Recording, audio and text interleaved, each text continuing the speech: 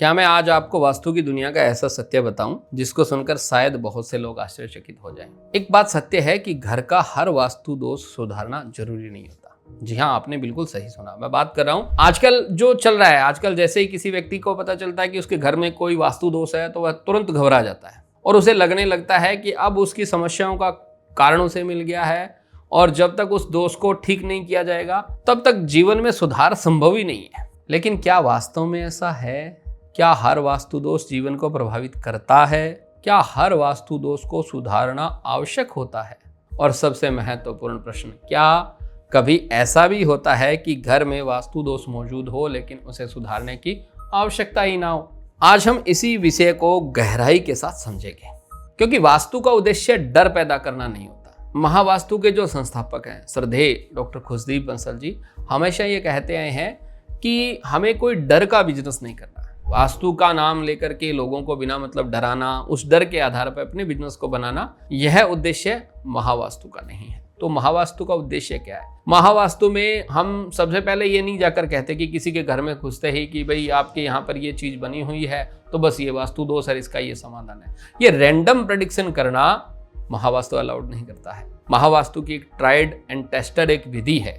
उस विधि को जब आप लागू करते हो तो आपको समझ में आता है कि कौन से वास्तु दोष का तो हमने हल करना है और कौन सा वास्तु दोष ऐसा है जिसका कुछ उपचार करने की हमें आवश्यकता ही नहीं है। अब उसको दोष को आइडेंटिफाई कैसे करना है, सबसे पहले यह बात जानना जरूरी हो जाता है। सबसे पहले जरूरी होता है आपके घर का एक 2D scale map. 2D scale map क्या है? जैसे कोई भी एक अच्छा डॉक्टर जो होता है वो आपके समस्याओं को सुनता है और रोग के लक्षण को पकड़ता है, तो अंदाजा तो उसे हो सकता है कि आपको ये रोग है, लेकिन नहीं, जो काबिल डॉक्टर हैं, जो विज्ञ डॉक्टर जो लोग होते हैं, वो उस रोग की जड़ तक पहुंचते हैं, उस रोग के होने का कारण समझते हैं और इसीलिए वो बहुत प्रकार की जांच करवाते हैं। एक बार जब ओवरऑल जांच हो जाती है तब जाके यह निष्कर्ष निकलता है कि आपके शरीर का वह कौन सा दोष है जिसकी वजह से आप बीमार हो रखे हो। कुछ महावास्तु प्रणाली भी कुछ वैसा सा ही है। श्रद्धेय गुरु सखा यह कहते हैं कि सबसे पहले क्लाइंट की समस्या को सुनो। तो हम लोग आपकी समस्या को सुनते हैं, फिर आपके घर का जो एक 2D स्केल मैप बना है, 2D स्केल मैप क्या? आपके घर का एक ऐसा नक्शा जो ऑटोकैड से बनाया गया है, जिसमें पूरा नाप तोल लिया गया है। घर में रखी हुई प्रत्येक चीज को ठीक उतने ही नाप तोल पे उस नक्शे में दिखाया जाता है जो कि एक्चुअल में घर के अंदर है, और फिर उसको आपके घर की जो एक्चुअल डिग्री है दिशा के हिसाब से। ऐसा नहीं है कि सूर्य पूर्व में उदय हो रहा है तो बस उसको अंदाजे से पूर्व मान लिया और घर के जो कोने हैं उनको हमने कोण मान लिया। जैसे सामान्यतः होता है कि ये पूर्व है तो पूर्व, पश्चिम, उत्तर, दक्षिण, ईशान, आग्नेय, नैऋत्य और वायव्य कोण। घर में घुसे और वहां पर रैंडमली चीजें देखते हो कि ये गलत है जी, इसका ऐसा प्रभाव होगा, ऐसा प्रभाव होगा। ये नहीं है। सबसे पहले जैसे हम कह देते हैं कि सूर्य निकलता है तो यही पूर्व दिशा है, लेकिन मित्रों आपको यह भी ध्यान है कि सूर्य उत्तरायण और दक्षिणायन होता है। 6 महीने तक सूर्य महाराज उत्तर दिशा की तरफ चलते हैं और 6 महीने तक दक्षिण दिशा की तरफ चलते हैं। एक समय ऐसा भी आ सकता है कि वो नॉर्थ ईस्ट की तरफ से उदय हो रहे हैं, लगभग उसी एरिया में।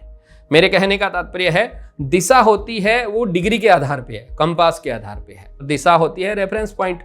तो पूर्व दिशा को हम मानते हैं 90 डिग्री। उत्तर दिशा जैसे 0 डिग्री है, पूर्व आपका 90 डिग्री पे पूर्व है, तो एक्चुअल में जो 0 डिग्री है वही नॉर्थ है। और इसको अच्छे तरीके से हम तब देख सकते हैं जब हम कंपास के द्वारा घर की दिशा को देखें। और आज के समय में सबसे बढ़िया टेक्नोलॉजी है गूगल अर्थ प्रो के द्वारा आपके घर की उस डिग्री को देखा जाता है जिस डिग्री पर घर की फेसिंग है, और उसी डिग्री के आधार पर सभी दिशाओं का उस पे ग्रिड किया जाता है, यानी उसको अंकित किया जाता है। एक बार जब वो मैप तैयार होता है फिर उस मैप के आधार पर जो घर की दिशाएं हैं, प्रत्येक दिशा, उसको हम महावास्तु मेथोडोलॉजी में बोलते हैं जोन। तो 16 जोन बन गए। 16 जोन आपके जीवन के 16 विभाग को प्रदर्शित करते हैं। फिर प्रत्येक विभाग के अंदर होने वाले कार्य को, वहां पे रखी हुई चीजों को, या फिर उस दिशा में जो आपने कोई यूटिलिटी रखी है, जैसे बेड रख दिया, कोई मोबाइल चार्जिंग पॉइंट है, या फिर वहां पे कोई आपने ऑब्जेक्ट रख दिया घर की सुंदरता बढ़ाने के लिए, उन सब का भी उस नक्शे के अंदर जो विवरण है उसका अध्ययन किया जाता है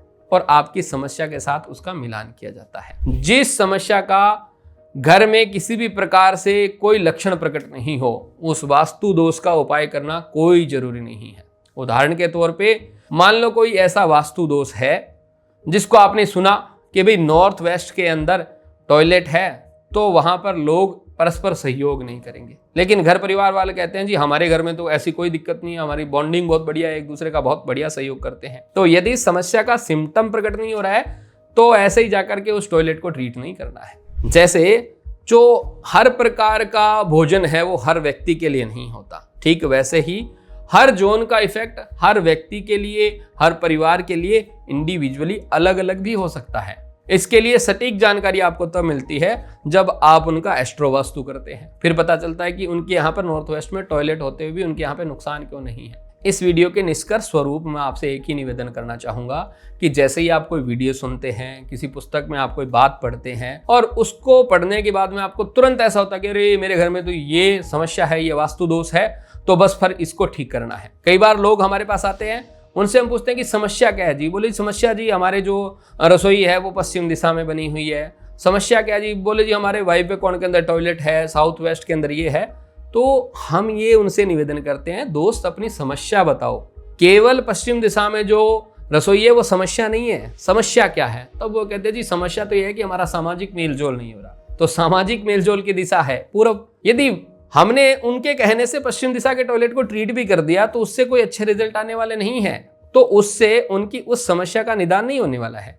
उनकी समस्या का सिम्टम पूर्व दिशा से आ रहा है तो पूर्व दिशा का ही एनालिसिस करना होगा। आपसे एक ही निवेदन करूंगा, आपको इस विषय में रुचि है, ठीक है, आप ये सारे वीडियो भी देखिए, समझिए, लेकिन हर समस्या आपके घर में होगी, इसको ऐसे इमेजिन मत कीजिए। ठीक ढंग से वास्तु विश्लेषण करवा के फिर समाधान लीजिए। अनावश्यक तोड़फोड़ से बचें और वास्तु के इस मिथक से दूर रहें कि हर दोष आपके घर में लागू होता है। मुझे उम्मीद ही नहीं बल्कि पूरा विश्वास है इस वीडियो को सुन करके आप ऐसे ही पैनिक नहीं होंगे कि मेरे घर पे ये दोष है। बस समस्या देखें, समस्या का सिम्टम देखें, फिर उसका पूरा विश्लेषण किसी एक्सपर्ट से कराएं। निश्चित रूप से वास्तु आपके जीवन में बहुत अच्छा बदलाव लेकर आ सकता है। आपको यह वीडियो अच्छा लगा हो और आपका कोई मित्र ऐसे बार बार पैनिक हो रहा हो वास्तु दोष सुनते ही, उनको ये वीडियो जरूर शेयर करें। जय श्री राम।